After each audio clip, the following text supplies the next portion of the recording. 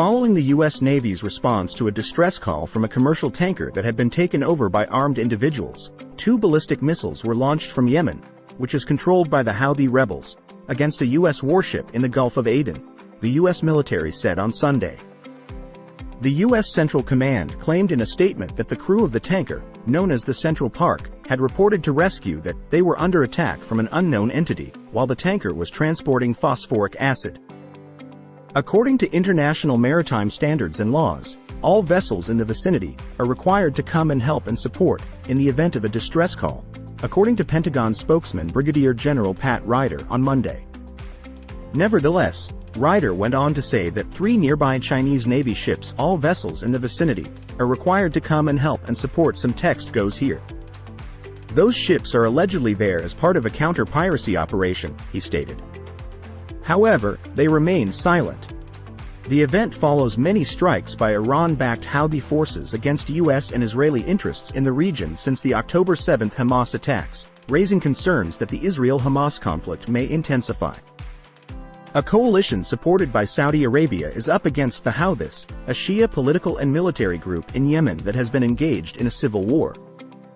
They have coordinated rallies against Israel's Gaza offensive in Yemen and shown sympathy for the Palestinians.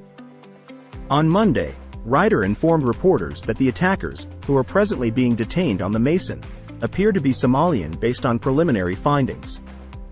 In response to the request for assistance, the guided missile destroyer USS Mason and other coalition ships from a counter-piracy task force that patrols the Gulf of Aden and the coast of Somalia arrived and demanded release of the vessel, according to a statement from Central Command. According to the statement shared on social media site X, 5 armed individuals debarked the ship and attempted to flee via their small boat. The statement further stated that the Mason pursued the attackers, resulting in their eventual surrender. Some text goes here. The people essentially fled when the combined task force responded, but they attempted to access and take control of the ship. Ryder added that after pursuing and apprehending the assailants, a visit, board, search and seizure (VBSS) team from the Mason.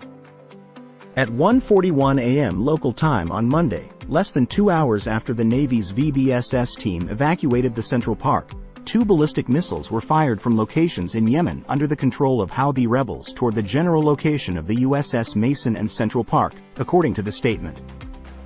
According to the statement, the missiles landed in the Gulf of Aden approximately 10 nautical miles from the ships. Some text goes here. At the moment of the missile launches, the Mason was wrapping up its reaction to the distress call from Central Park.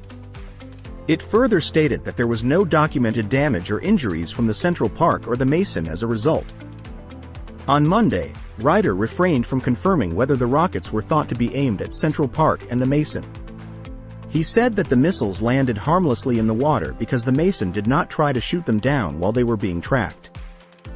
Zodiac Maritime, a UK-based company that oversees Central Park, released a statement on Sunday stating that the chemical tanker flying the Liberian flag was safe and that all of the crew, the vessel, and cargo are unharmed.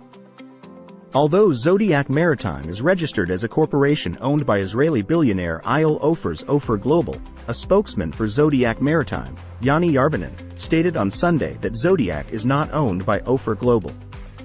Despite this, the tanker seems to have connections to an Israeli-controlled company.